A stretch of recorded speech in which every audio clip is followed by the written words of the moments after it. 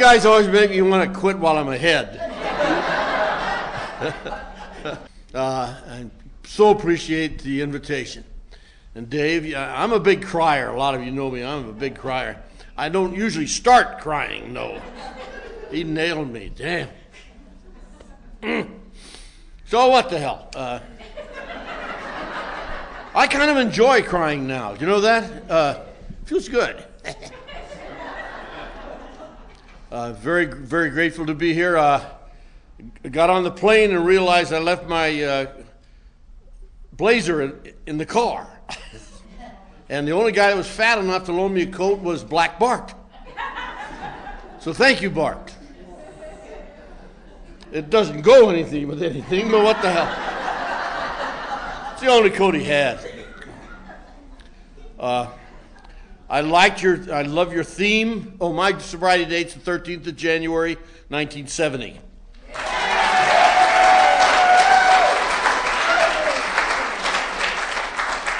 I was thinking I was going to impress you, and damn Peggy gets up here. 64. She did that on purpose, I'll bet. But I said I'm Cliff Roach and I'm an alcoholic. For many years I taught speech and speech communication and things like that. And one of the units we used to push was on the science of semantics, and on not grammar or anything like that, but how words came about and how words affect us and the meaning and the depth of words. And one of the catchphrases in that semantic field was the meaning of words are not in the words, they are in us. And I was thinking how my idea of what an alcoholic is tonight, as opposed to the first time I heard the word. The first time I heard the word, I just won World War II.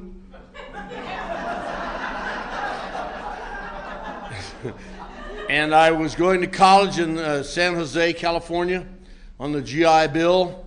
And my buddy and I would walk to school every morning. When we marched, we'd been indoctrinated.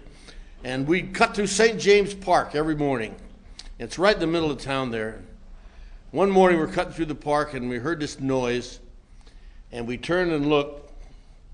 And there was this remnant of a human being on this bench. He was so dirty he shined. And all kinds of things were coming out of everywhere. And the stench was we both just retched. And we took off through the park, and we got to the other side of the park, and my buddy Richie said, that guy was an alcoholic.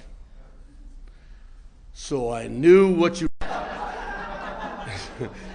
And I was going to college in San Jose, California, on the GI Bill. That picture I carried in my mind for another 20 years almost killed me because I knew what an alcoholic looked like. Now, I was 20 years old then. And within 2 weeks, I did about like a 48-hour blackout. You know, much of my life is hearsay. Until later it became hearsay. But I did 48 hours in a complete blackout. Now, it took me months to find out all the things I did. Do you have any of those experiences? There's always somebody around to tell you, though, you know. So I pieced it together over a period of time, and I had this beat-up old car, and I had driven back and forth from San Jose to Santa Cruz on this little mountain highway about 9 times in a complete blackout. Went to a bar in Santa Cruz, and they threw me out. I had bitten the bartender in the face. Big deal, you know. Come on. I hate bigots, don't you? But anyway, I had my new best friend that I had met that day. He worked in a yacht club, or had worked before he got fired. He had worked in this yacht club, so we went down and broke into the yacht club and stole the starting cannon and came back to the bar and fired it in the front door. which pretty much cleared the place out, huh? Whereupon the gendarmes arrived and beat the crap out of us and put us in jail for several hours and let us out, and the saga continued. And it blows my mind today. The guy on the bench was an alcoholic. I met my wife, Pat, who's going to talk tomorrow. Don't miss it. She remembers the real story. What the hell do I know? You know, whatever she says, I said, "Oh yeah, okay." But I met her there in college at that a little later than that. She was down on Skid Row looking for an alcoholic to abuse her, and you're looking to be abused. You got your guy here, I'll tell you for sure. You know. And we entered this 20-year suicide pact together. And I don't know about you guys, but we suffered, we had a dual disease. We had alcoholism and Catholicism. Consequently, we had a kid every 9 months and 20 minutes.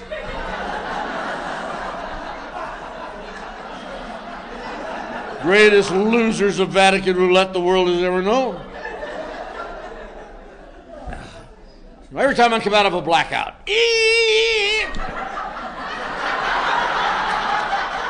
what the hell is that? And they're all right when they're little, you know, like kittens. But they grew.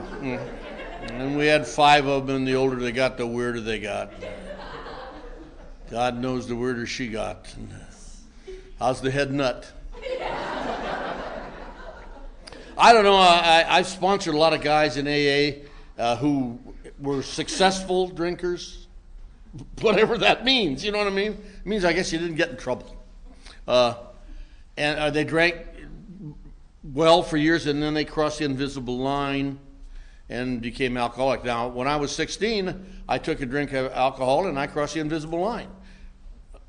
I've never been anything but an alcoholic. I've never drunk socially. I don't know what the hell they do. I don't like them. Did you ever drink with those weenies? Come on. You know, you take the cap off, you go, they say, "I'll get it."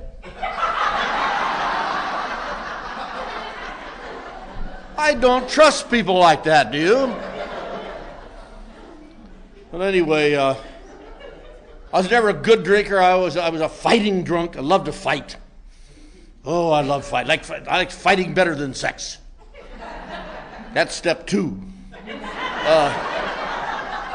And it's a wonder I liked it, because I wasn't damn good at it at all. I used to take these legendary beatings, and I was proud of them. I was talking to somebody before the meeting. He reminded me of a story. I don't tell it much anymore, but he reminded me, so I'm going to tell it now. It was the time I went to Long Beach with 4 of the guys from Bakersfield. We went down to Long Beach to have a good time. Fun. And I woke up in the morning and I thought I was blind. I had taken this terrible beating and it bled face down on this pillow all night, and it dried. So when I came up, the pillow came with me, see? And I'm smothering in there. I'm smothering. God, is it a panic? There's a sink in the corner, and this other guy and I threw water on the pillow. Damn near drowned then. We just finally went. There was a big mirror on his dresser, and I said, "Put the pillow back." Oh, my God, I looked like Quasimodo. But I'll never forget the guys with me. They said, "You were great, Roach. You got up 19 times.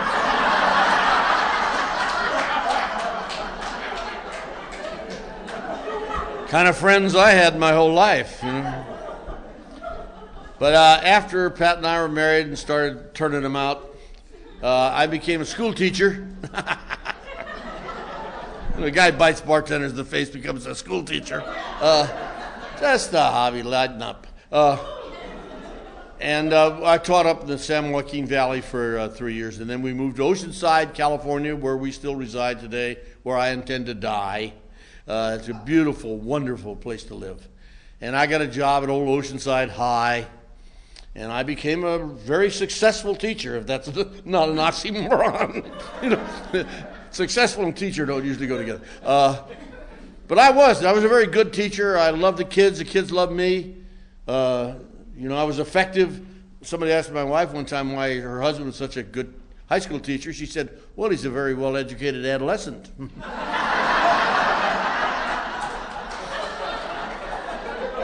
I hate it when they're accurate and cruel. But I was a good teacher. Yeah, loved it. Did a good job. And, of course, being Marvin Macho, macho drinkers always stay macho, no matter how old you get. But so I became a surfer dude after I moved to Oceanside, naturally. Hey, dude. I loved surfing. Oh, I loved it. Had to give it up when I was 74. Should have seen me out there that last couple of years. Kids loved me. The kids thought I was great. Help Mr. Rooks back on his board. There you go. I really miss it. I miss it like crazy. But anyway, another teacher and I, another surfer dude, we were going to get this surfboard shop down at the beach there in Oceanside and give surf lessons and rent surfboards and fix surfboards and sell surfboards and never have to teach school again. The mayor of the town donated us this little building right on the beach. I mean, right at the end of the Strand. They're right on the water. Can you imagine for a couple of budding drunks? It was all beat up. The building was all shot, but we fixed it up and put windows in and got a refrigerator. 2 months later, we got some surfboards, too. Oh, big hurry there, Had these 2 chaise lounge chairs. We became sunset connoisseurs. We used to measure sunsets by martinis. I was a mixer, I'd say. It looks like about an 8 tonight, Woody. Some guy come down in the evening and say, I'd like to rent a surfboard. Screw off, Charlie. We're watching the sunset now. The best one we ever had was a 15 martini sunset. Oh, you should have seen it. It was glorious. And the sun and Woody and I went right together. They found us in the morning with sunburned mouths. You remember that?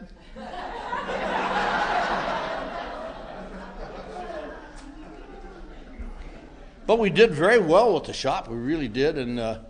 But winter came and it was freezing cold. And in February of 1965, I went down to the shop on a Sunday morning to repair a board. It was freezing cold. We weren't doing anything at the time. And I had a hangover. Sunday morning. And I was really thirsty.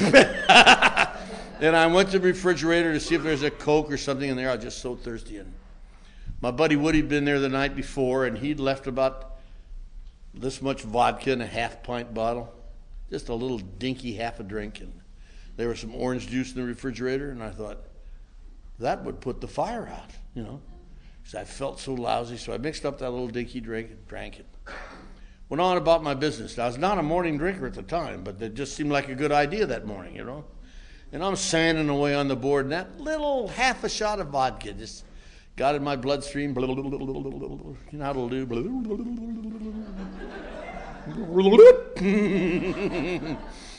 And my mind talked to me. My mind said, shame on you, Cliff. Shame, shame, shame, shame. That was Woody's booze you drank. Guys, don't get ahead of me. Then my head said, why don't you go up to the liquor store and get Woody a pint? That's the kind of guy I am. That afternoon, I got Woody a 5th. And I just ended up blurry-eyed drunk, my dad used to call it. Just falling down, resin all over me. The board was screwed forever. The shop was a mess. Crawled home on my hands and knees 11 blocks. Literally crawled home on my hands and knees. Got up the next morning and called Ralph for an inordinate amount of time. Remember Ralph? Ralph. I hate it when you get down just you and Ralph. I hate that part. Somebody was talking about me tonight about puking. I was at Johnny Harris's meeting a while back, and 2 people that shared earlier, they said something about puking, everybody went, ugh. What the hell is it, Al-Anon meeting here? What's going on? There's not a drunk in this room that doesn't know about puking. I was sober 5 years. Had been to the Southern California Convention, came back home. We ate in this restaurant on the way home, went to bed that night, 5 years sober. And I woke up in the middle of the night, and I'm back in front of the porcelain altar, down to the green stuff, you know what I mean? Just the green ones. And it was like 4 a.m, and I had a spiritual awakening. I realized that I had not puked in 5 years. And I don't know about you, but I puked at least 3 times a week. At least. I thought everybody did. I had not. Another thing I realized there on my knees that morning was, I don't like puking. I never liked it. Just went with the territory, that's all. But that morning, I really called her out for an inordinate amount of time. And I got up and said to her, she had a pre-Al-Anon tick in her eye by then. It's a marine town, couldn't let her go downtown. I said to her, I got to do something about my drinking. I'm getting drunk when I don't even mean to. Usually I meant to, you know. And she, little devil, she'd cut this thing out of the paper about the A&A. I don't know why she thought to do that. And little ad, I don't know how many of you are newer here today. Only ad we ever had as far as I know. Only ad we ever need as far as I'm concerned. It says, if you want to drink, that's your business. If you want to quit, call Alcoholics Anonymous. And if you're new in this room tonight, you're surrounded by people who will go to the ends of the earth for you if you want to. And if you'd rather drink, hey, we have a salute for you.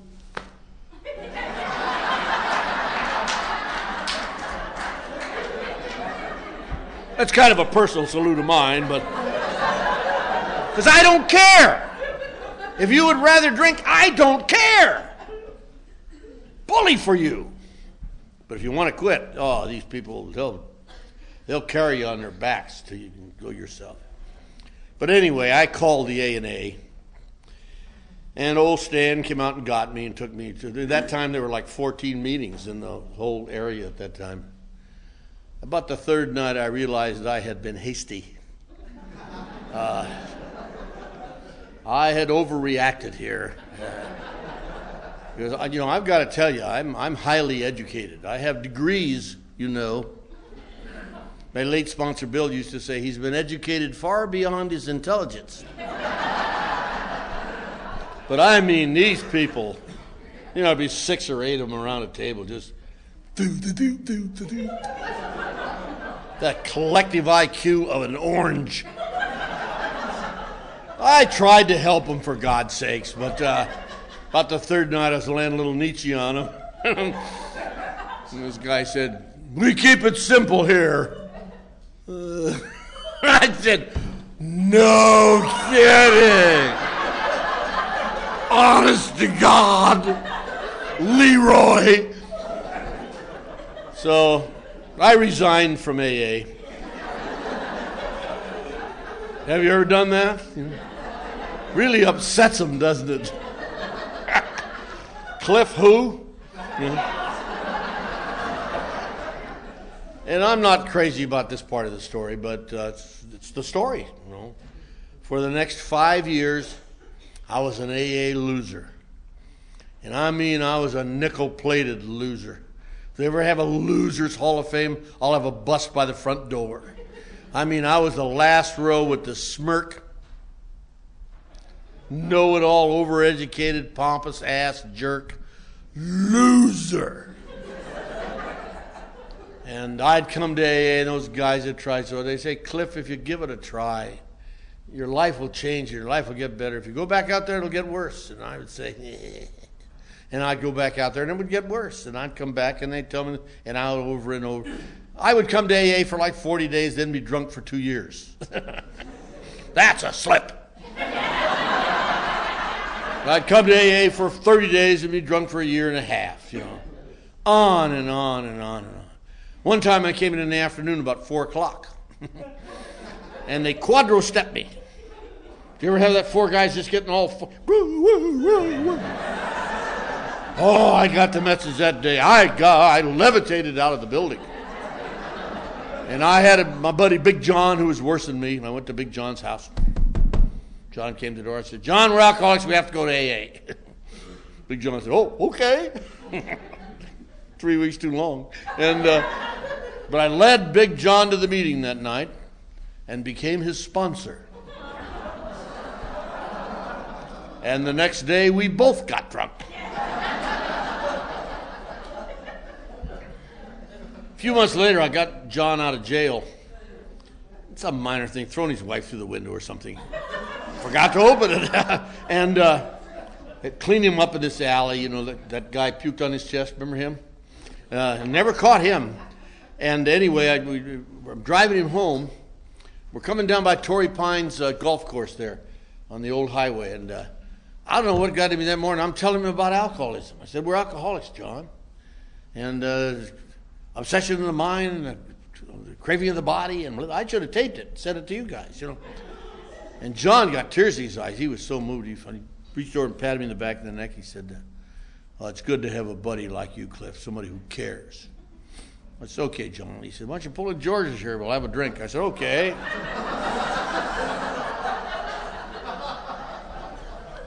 And that's the way I treated AA. I think I almost died of alcoholism, number one, because of that picture in my head, and number two, because I was a functioning alcoholic.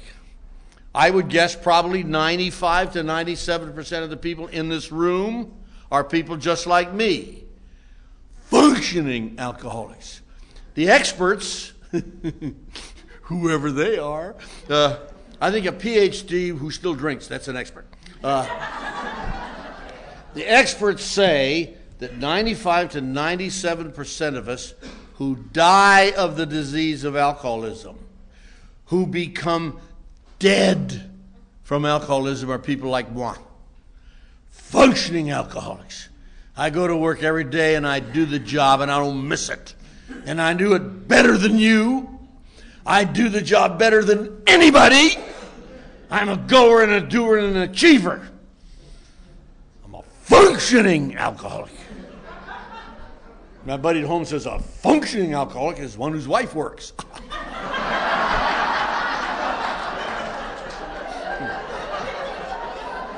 Don't tell that in an Al-Anon meeting, I'll tell you for sure. They don't think that's funny. Makes them go. You married guys, you remember that? Don't you think you had a few too many? If they say you had a few too few, that's your problem, lady. Have a couple and loosen up, for God's sakes.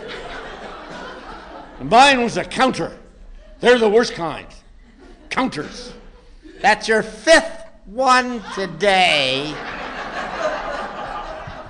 Shut up and eat your breakfast, will you? Leave me there. Leave me alone. But I was a goer and a doer. The week I came to Alcoholics Anonymous, this time, 35 years ago, the day I came to Alcoholics Anonymous, this time, I weighed 163 pounds, had like 4% body fat. I used to surf for like 3 hours and then get out and run 5 miles. I could bench press 285 pounds. Took me 25 minutes to pass a mirror.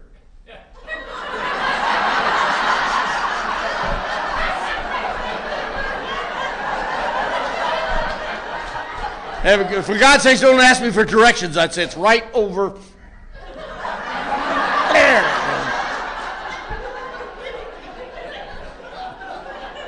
I was one of the top 3 debate speech coaches in the nation. That's for you?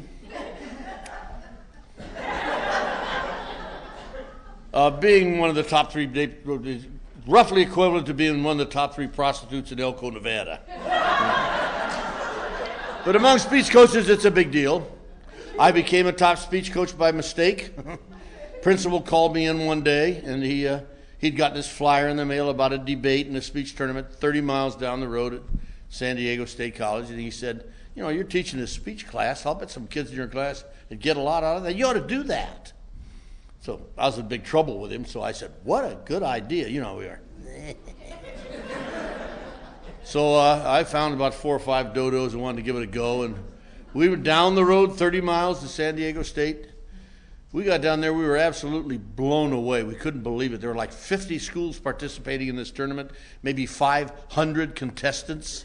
All the boys were in 3-piece suits with vests and ties. Girls, these lovely business clothes. We're in Levi's and sweatshirts. What do we know? And they killed us. They slaughtered us. We did not win a round. They ground us in the dirt's what they did. I don't know what kind of drunk you are, but I don't care for losing. It ticks me off to lose.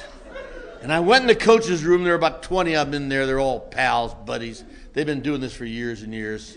And they snubbed me. It seemed to me. So I hung around all day. You know how we are. They can snub you more that way. One guy there really pissed me off. He had a lot of hair. That bothered me right away. Yeah. No, not just hair, but that steel gray hair. Perfect, gorgeous hair. Took 9 barbers to get it right. You know, he had about $1,000 suit on. The other coaches did this when they went in front of him. About 2 in the afternoon, this gray-haired cretin suddenly turns to me and says, "Where are you from?" God, I was grateful to be spoken to. I said, "Oceanside." He said, "Oh, where's that?" 30 miles up the... I don't know what kind of drunk you are, but he gave me a resentment. And I went back to Oceanside High, and it took me 4 or 5 years, but I built a speech team. I built a juggernaut speech team is what I did. I built a powerhouse speech team, and I did it with sheer hatred. Never a day went by I didn't think about that gray-haired SOB down in San Diego. 7 in the morning till 9:30, 10 o'clock at night. I'm in their faces screaming and yelling, "Coaching!" Guy next door said, "I'd love to watch them leaving your room wiping the spit off their glasses."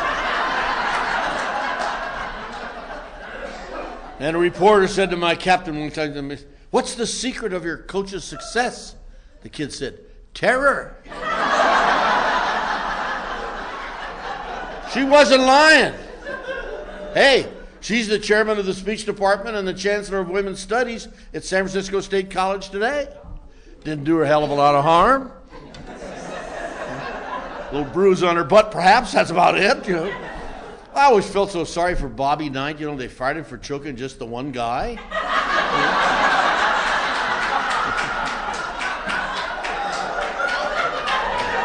And it was a guy.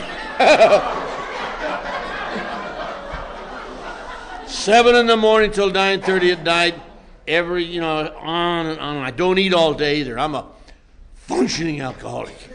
I don't touch food all day. Drink 400 cups of coffee, and stay pissed off.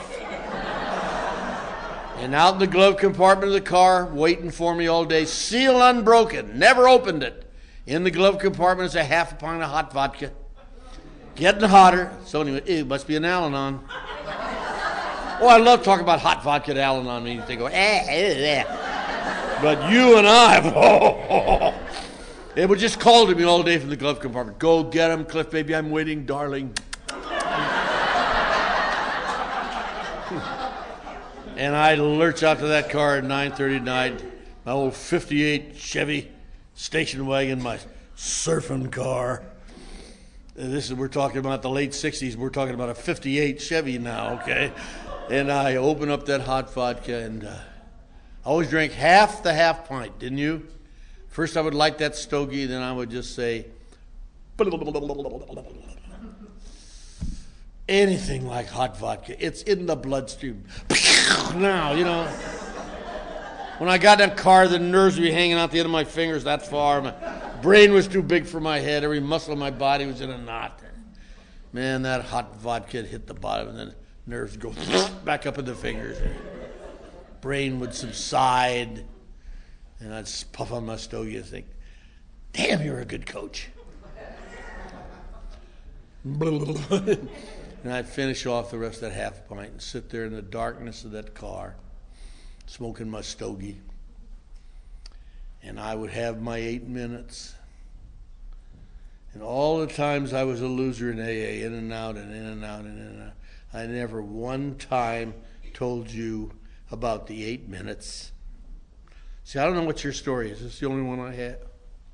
But after I drink about a half an hour, something happens to me. And I have about 8 minutes where everything in my life is all right. I ain't so bad, and you ain't so bad either. You know what I mean? I am enough for about 8 minutes. And I almost traded my life in for that 8 minutes. And I would sit there in the darkness of the car. Now, I'm an alcoholic. I think there's a lot of alcoholics, and alcoholics a lot like me, and a lot who are not like me. But the ones I've known through the years who stayed sober a long time are people who were crazy when they were 4. And I hadn't had a drink yet. A little milk, maybe, but that's about it. You know what I mean? I was crazy when I was 4 years old. I lived on the edge of psychosis my whole life. I lived with anger burning inside of me. I spent my life getting even. But for 8 minutes in a 24-hour period, I was okay. And if you would have stopped me on the street and said, what's serenity? I would have said it's about 8 minutes, 40 minutes into my drinking. Because that's the only peace of mind I was to ever know. And then I'd go home and really start drinking.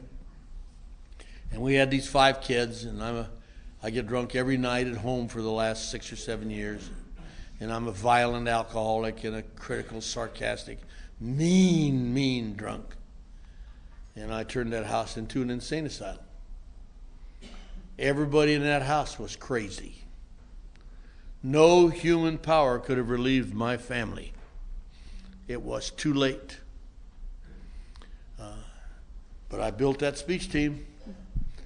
Dying of alcoholism, living in the insanity of an alcoholic family. I built that speech team. You should have seen my kids. My oldest son, Dave, was working his way through high school as a hashish salesman. Never had to give him any spending money, I'll guarantee you. Hit him up for a fifth about once a week. Yeah, Dad, what do you need? Had hair down to his butt, Head went like this all the time. Called his mother man. Hey, man, what's for dinner? Oh, he loved LSD. Oh, they're the weirdest ones, aren't they? They see those things. I'd be right in the middle of a sentence. He'd say, what was that? Of course, the shape I'm in, I'd say, I don't know. What was that? Where? My drunken mother-in-law, she would say, I'll explain it. My daughters had boyfriends looked just like my son. The 3 of them used to get on the couch together. You should have watched that. Little kids just wet the bed and walked into walls. They didn't know what to tell them. We were crazy. We were insane. But I built that speech team. And after a few years, my team won one of those speech tournaments. But I'd say a thing to the gray-haired guy, wasn't time yet. We know when it's time, don't we? Huh? I think revenge is better than Christmas. The next year there were 12 or 13 or 14 tournaments. We won them all. We took first place in all of them. But I can wait. The next year there was a tournament. There were 25 schools competing in the tournament. And my team scored more sweepstakes points than the other 24 schools combined.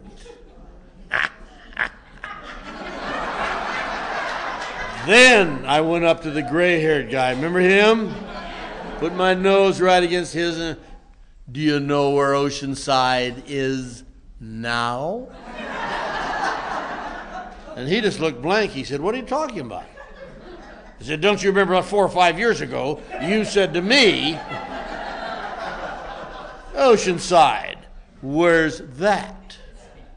And he said, we just moved here from Nebraska. I didn't know where it was.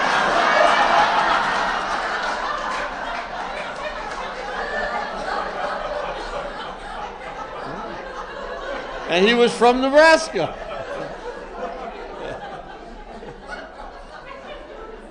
Four or 5 years I was getting even. Lying awake in my bed every night. I'll get you, son of a bitch. He's down in San Diego. That's what my resentments will get me today. Same thing.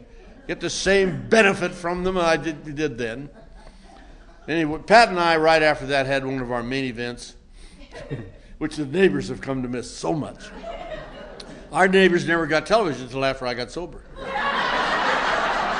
I guess, weren't you too? We were the entertainment for the neighborhood. We always were. Wherever we lived, we were the entertainment. Hey, he's coming back! He's coming back! they all had those Venetian blind marks on their forehead, from watching. But that night, we really had a beauty. I threatened to move out. Everybody said, yay! And actually, she forgot her lines. I hope she talks about that tomorrow, about blowing her lines. And so I did move out, and everybody was glad. And I had said for years, if I just unload that witch and those long-haired, dope-fiend children, I could drink like a gentleman again. And I'd gotten rid of them, and that wasn't it. I was drunk all the time. I was missing work, which I had never done. I went by the house one afternoon to harangue Pat about money. The hashy salesman's kind of bobbing in the background there, humming a tune from the planet Pluto. And it's the dumbest thing I ever did in my life. I turned to him and I said, Dave, what's it like not to have your old man around the house? Dumb question. Because he wasn't a kid that would look you in the eyes. He would talk to your shoes. And he had been mistreated by me physically far more than any of the other kids. He had reason to be afraid. And he looked at me with those big brown eyes, this 16-year-old kid. He looked me right in the eye and he said, it's beautiful. And thank God for my son's courage. I went back to that dump on the beach and sniveled and whined and pissed and moaned and said, that woman's turned my children against me, But I went out and sat on the screen porch and I watched, which is still today the most beautiful sunset that I ever saw. And about the time the sun was going down into the water, I had what our big book calls the moment of clarity. Polly, my friend Polly, calls it the moment of grace, the gift. It's all a gift. It's all a gift. But I saw myself that morning. I saw what my son saw. I saw what I had become. I've never been an alcoholic yet in my life. We had a high self-regard. We might act like it, but I've never known one really had high regard for themselves.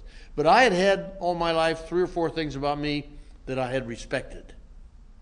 And what I realized when the sun was going down that evening was that I had traded in those 3 or 4 things that I respected about myself for the privilege of drinking booze. And I went in the bedroom and dug out the big book of Alcoholics Anonymous, which I had read in one of my travels through the program. Being an English teacher, I thought it was very poorly written. Read a lot better this time. And if you're new, I read the big book for 3 days and 3 nights. I called in sick. I didn't go to work. I ate a little bit, slept even less. And I read the big book of Alcoholics Anonymous. I read it cover to cover. I read every story. I read the appendix in the back. And in the second edition, there was a story called The Professor and the Paradox. He was another egotistical school teacher. And he's in the new, his story's in the new one, the Experience, Strength, and Hope. The Professor and the Paradox, and he saved my life. And on the 13th of January, 1970, at 3 o'clock in the morning, I was on page 63 again. And if you're new, page 63 has a little prayer, which is step 3. I've always called it the formal terms of surrender. And I knelt down on that filthy linoleum floor on that dump at the beach where I was living, and I read that prayer out loud to myself. I read, God, I offer myself to thee to build with me what you will. Relieve me of the bondage of self. And I've heard hundreds and hundreds of fifth steps in my program through the years. And the number one defect of character of every man I've ever heard is self-obsession. Relieve me of the bondage of self. I looked up the word bondage when I was new. You know what it means? Slavery. Relieve me of the bondage of self. And I had an experience that morning. And you know, for like 32 years, I tried to tell you what happened to me on my knees that morning on that dump on the beach. And 3 years ago, this little girl in Ohio, she's 22 now. She was 17 when she had this experience. She was in a drying out place, you know, a jitter joint, I don't know. She was 17 in this place, and they gave her a book, and she was reading the book, and she did exactly what I had done 32 years before. She knelt down and read the prayer out loud to herself. And in the Grapevine article, she said, I was engulfed by a great laughing love. That'll do. That's what happened to me. I was engulfed by a great laughing love. And that night I was at Bill Blake's house. My pal down here knew Bill. He was a little electrician there in Oceanside, California. Former wino, lived under the steps of the Seaside Hotel, was a wino, Skid Row wino. He's the reason I always wear a coat and a tie, because it was important to him. When I was in AA before, he always tried to help me. Don't you hate those fanatics? When you're a loser, you hate winners. And he would pounce on me. Every meeting I'd go, ah! And he would say stupid things. You know, like, you want to go up to Los Angeles tomorrow to a meeting? No! What I wanted to say was, I can't stand you jackasses here. What do I want to go 100 miles to meet some Gloria? That's what I wanted to say. But I would just say, no thank you, you know. And isn't it funny, though, after I surrendered that morning, I knew where I had to go. I went to Bill Blake's house and knocked on the door. 5-year loser. I told you the kind of loser I was. Smart ass, overeducated, pompous, jerk, loser. Margie, Bill's wife, opened the door. Here I am on the porch. This loser. If you're new tonight, listen. If you don't hear anything else tonight, listen. I have never seen anyone so glad to see me in my life. This loser. She went, oh, Cliff. Oh, Cliff. In the house I go. Pours me a cup of coffee. Oh, this is wonderful. Oh, this is great. Bill's been nuts lately. He's had nobody to work with. Oh, this is so good. Then Bill comes in. Cliff! Ah! About a half an hour, I'm thinking, anything else I can do to help you folks out? I'm glad to help any way I can. Cliff's here. We can start AA now. But 2 or 3 weeks later, I was in a newcomer meeting, and one of the other newcomers said, what do you mean this is a selfish program? And when a guy asked the question, I knew the answer. I got the answer the night I got here. They were tickled to death for me. They'd been praying for me for 5 years. But they were more glad for Bill and Margie, because Bill and Margie knew the great secret. You can't have it unless you give it away. You can't stay here unless you give it away. And my little sponsor had a deep belief that he taught to me. He believed that everybody who comes to AA has alcoholism. We can take care of that. He believed everybody who comes to AA has their own particular brand of nutso, you know. He said, we got a wrench that'll fit every nut. But he also believed that everybody who comes to AA has a gift of some kind.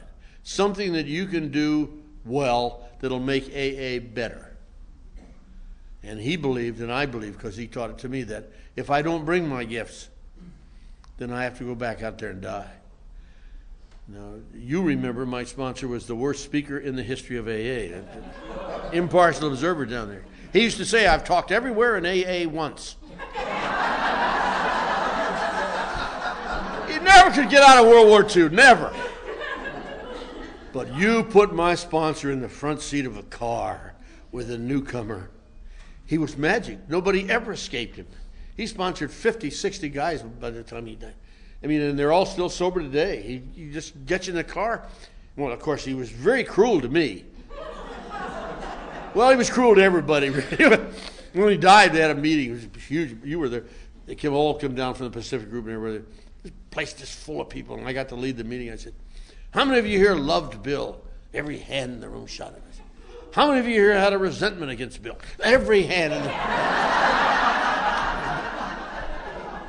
My sponsor, Bill, never had a resentment. He was a carrier.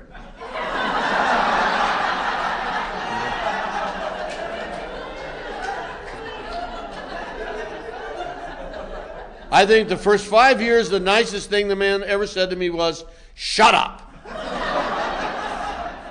Shut up. I told him, I have degrees, you know. He says, so does a thermometer, you know, where they stick that sometimes. Dave was talking about it. I thought the first step was, shut up and get in the car. But he had a colorful adjective just before car. Just shut up and get in the car. In the back seat, on the hump. Hey, there's a method to that too. I mean, if you're in the back seat on the hump, you become a 12-stepper. You find a new guy. Hey, come with us. I'm on the window now. But I can tell a standard tonight and say nobody ever loved me more than that man loved me. He took me to a meeting every night for 2 years. He took me to a meeting every night for 2 years. And then these other guys started coming. Pretty soon we had a carload. Then we had 2 carloads. Then we had 3 carloads. And we went everywhere in AA. He took me to meetings like this. He took me to meetings where people were laughing. He wanted me to hear the laughter of Alcoholics Anonymous. I can't live without it.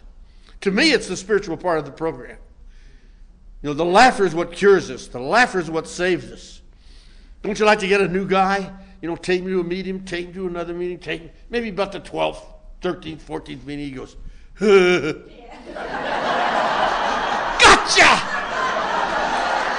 I catch you now!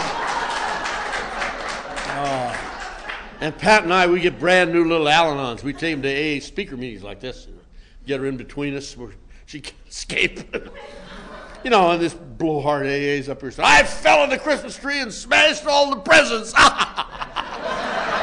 know, we all go, ah! And this new little Al-Anon sitting there. Not funny to her. So we take her to another meeting tomorrow night, and one night she throws her head back and laughs. I don't care, AA or Al-Anon. We get you laughing, we gotcha. It's what heals us. Nothing I laugh at will ever come back and haunt me again. The stuff I used to lie awake at night with my teeth gnashing and my stomach turning. It's funny now, and the hell with it. I love the laughter of alcohol. It's what heals us. You also be sure that I work the steps. Not to my satisfaction, to his. He was a diehard down the road, you know. You don't read the steps, you don't meditate on the steps, you don't listen to tapes about the steps, you don't put them in your navel and wait for them to flower. You do them! They either a change of attitude or a definite, observable actions. You do them. I always loved this story that I think about whenever I think about people in the steps nowadays. Everybody's a philosopher about the steps. This old priest is back in the sacristy, and the young priest has been out in front, and he comes running back and says, Father, you'll never guess what happened. He said, a young man came in the back of the church. He was on 2 crutches. He took some holy water, threw it on the right, and threw away the crutch. And he took some holy water and threw it on the left side, and threw away the crutch. And the Monsignor said, it's a miracle. Where's the young man? He said, flatten his ass out by the holy water.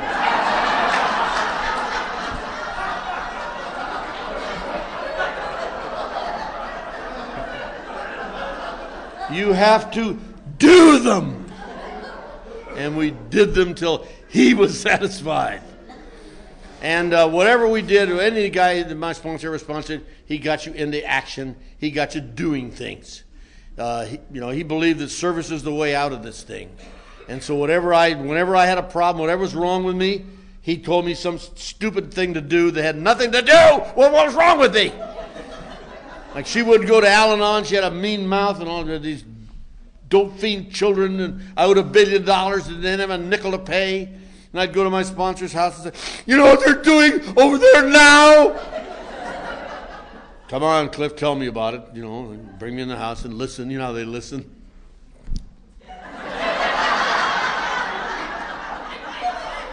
Well, I found that it's good to make a noise once in a while, like, oh.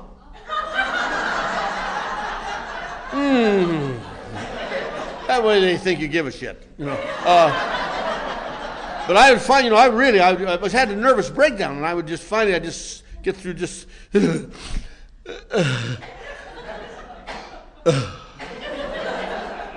And he would say, go get Al and take him to the meeting.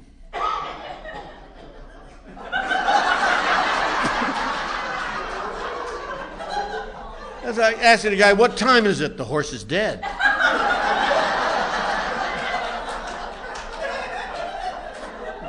But remember, I was on my knees that morning. I gave up ideas of my own. So I would go get Al, whom I despised. He was a 10-year loser. I was only a 5-year loser. And he was a big blowhard. Drive him to the... He had no driver's license, of course. So I would drive Al to the meeting, listen to him all the way. Blah, blah, blah, blah, blah, blah. And we would set the meeting up and make the coffee. Everybody come in, everybody go home. We'd set the meeting down, wash the coffee pots, load Al in the car, drive him home. Blah, blah, blah, blah, blah. And I'd start driving home. And this feeling would come over me. Start right here. And then it would just spread out through my mouth. The most better than the 8 minutes ever was. Not only lasted 40 seconds, I thought it's because I got rid of Al. But that feeling, he put me on the door greeting people, and I went on all his 12-step calls with him. And I got to see the light come on in men's eyes. We used to have wall talkers in those days. Guys that drank too long, they'd sit in the last row and talk to the wall. And you remember those guys. As soon as the meeting was over, he'd say, go talk to the wall talkers. How are you tonight? Good, good night. Action after action after action after action that seemed to make no sense at all at the time, except that the feeling kept growing and staying longer and longer and longer. I was sober a year or so and I realized what that feeling is. It's the feeling of being enough. And I don't know about you, but I never was enough of anything in my whole life. But the actions I've taken in Alcoholics Anonymous make it possible for me to live almost every day of my life being enough. Al drank once more.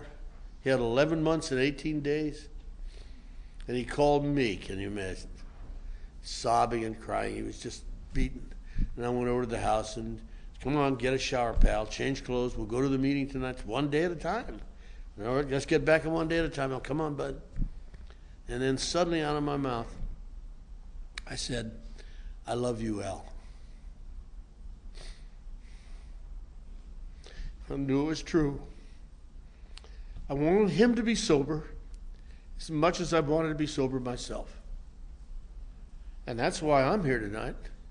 I want you to be sober as much as I want to be sober myself.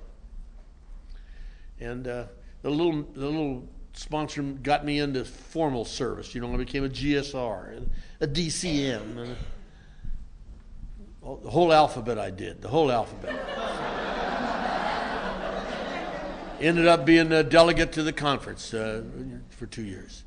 And everything, I've never done anything in AA that hasn't enriched my life, but especially being the delegate enriched my life. Mother Teresa was in our area well, a few years before she died. She had a heart attack. And a couple of the doctors that I knew, cardio people, and they said you couldn't be in the room with her and not know she was really a spiritual person. But some reporter asked her this question, and the answer was in the paper, and I cut it out and carried it till it just disintegrated. What she said to this reporter was, the fruit of faith is love. And the fruit of love is service. And the fruit of service is peace. I will comprehend the word serenity, and I will know peace. And the fruit of service is peace. Buddies used to kid me when I was back doing politics, you know. My buddies were in some other stuff. They used to kid me back in those days. How come you do all that politics, all that stuff? And I used to say to my buddies, I do this because I want AA to be here for my kids if they need it. And I want it to be AA. I don't want it to be some watered down, psychologized bullshit. I want it to be the program of Alcoholics Anonymous the little electrician brought to me. I want it to be the spiritual steps that were given to me. And our youngest son, I gave him a 17-year cake a few weeks ago, Chris. Our middle daughter, Jan, had 12 years in AA and got a bad back and took pills for a while and then drank, of course. And now she has 5 years again, and she does really well. And the hashish salesman,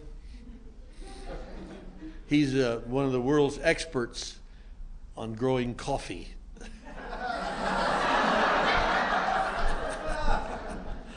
Yeah, we used to say he was an agriculture major. We don't like to ask him what he grows. Actually, he goes all over the world. He works with third world countries to help them grow coffee so they don't have to be third world countries anymore. And he has almost 5 years of sobriety. And he goes to meetings in South America and Central America and Mexico. He speaks Spanish fluency. But his home group is in White Salmon, Washington, little town just across the river from Hood River. But his second home group is in Zambia, Africa. He's going to be over there in a couple of weeks. And he's doing it all right.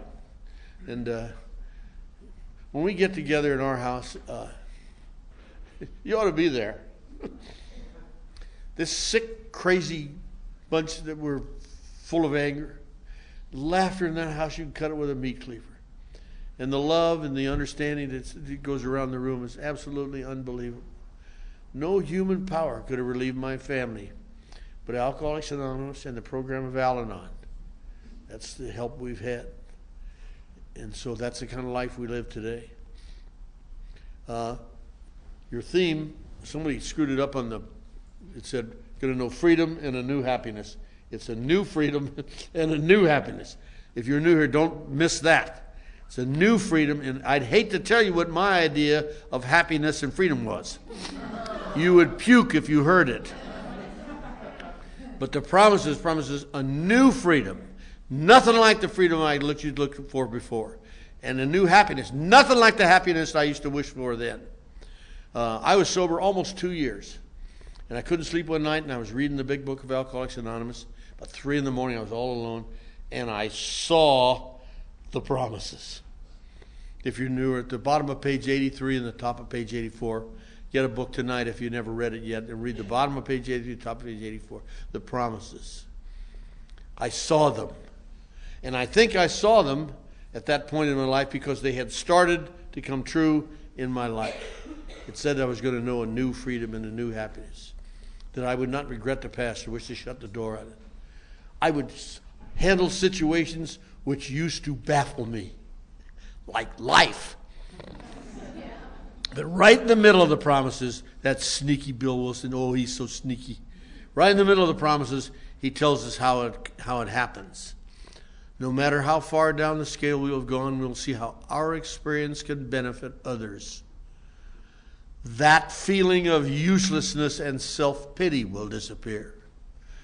We will lose interest in selfish things and gain interest in our fellows. self-seeking will slip away. I'm still waiting on that. So right in the middle of the promises, he tells us how they'll come true. We got to get the hell out of ourselves and love each other and be of service to each other. If you're new tonight, you don't have to believe that all the good things that have happened in my life, and when you hear my wife tomorrow share her Al-Anon program with you, you don't have to believe all the great things that have happened in our life are going to happen to you. I didn't believe they were going to happen to me. I believed they happened to Bill. And that kept me in the front seat of the car for a year and a half. But you do have to believe that they happened to us. That a sick, neurotic, angry, crazy man lives almost every day of his life, just like that book promised me I would. Happy and joyous and free. That's how I live, and I hope you do too.